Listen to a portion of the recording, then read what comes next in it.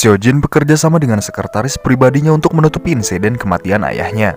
Mereka memberi kesaksian bahwa pada malam kejadian Seojin ada bersama sekretarisnya di ruang les pribadi Seojin.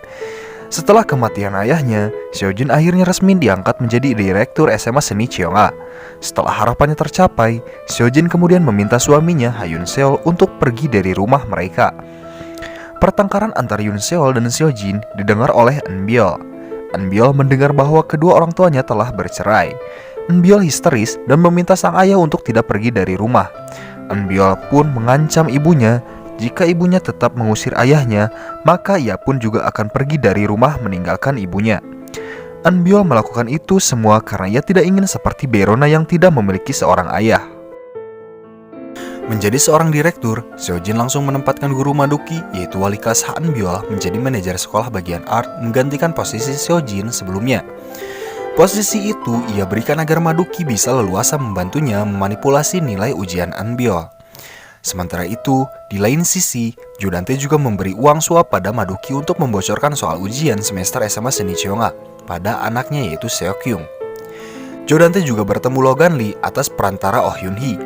Dalam kesempatan itu, Logan Lee menawarkan proyek investasi kasino dan hotel pada Jo Dante.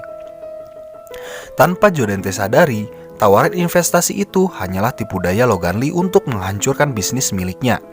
Dalam misinya, Logan Lee bekerja sama dengan Soryun dan Yoon Hee. Setelah bertemu Jo Dante, Logan Lee bertemu Soryun di rumahnya. Mereka masuk ke ruang rahasia Jo Dante untuk mencari sebuah dokumen rahasia. Di ruang itu, Soryun justru mendapati bukti bahwa secara diam-diam Jo Dante berencana menjual gedung bisnis properti milik Soryun. Dan suasana pun menjadi tegang saat Jo Dante tiba-tiba masuk ke ruang rahasia itu. Melihat kehadiran Soryun, Jo Dante marah dan bergegas ingin memeriksa pintu penyimpanan dokumen. Saat itu, Soryun mencegah Jo Dante dengan mengungkit kematian suaminya di masa lalu. Soryun ternyata menyadari bahwa Jo Dante merupakan orang yang membunuh suaminya di masa lalu. Soryun juga memperlihatkan jari dari sang suami yang Jo Dante potong setelah membunuhnya. Logan Lee yang mendengar semua percakapan itu semakin menyadari penderitaan Sim Soryun. Ia kemudian melihat Soryun dengan mata berkaca-kaca penuh simpati. Setelah pertengkaran dengan Jo Dante, Soryun meminta Yoon Hee bertemu di lantai 47 penthouse. Yoon Hee yang saat itu sedikit mabuk, tiba-tiba teringat kejadian pada malam kematian Min Sola. Bayangan ingatan Yoon Hee menampilkan Jo Dante yang mencekik Min Sola di balkon lantai 47 penthouse. Namun, Jo Dante tidak mendorong Min Sola hingga terjatuh. Kilasan ingat Yoon Hee kemudian menampilkan bahwa dirinya lah yang saat itu mendorong Min Sola dari lantai 47 gedung penthouse.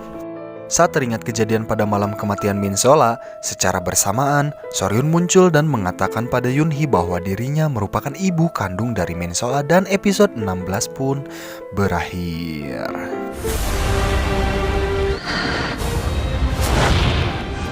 윤희 씨, 나 사실 내가 윤희 씨 이용했어. 민설아 엄마야.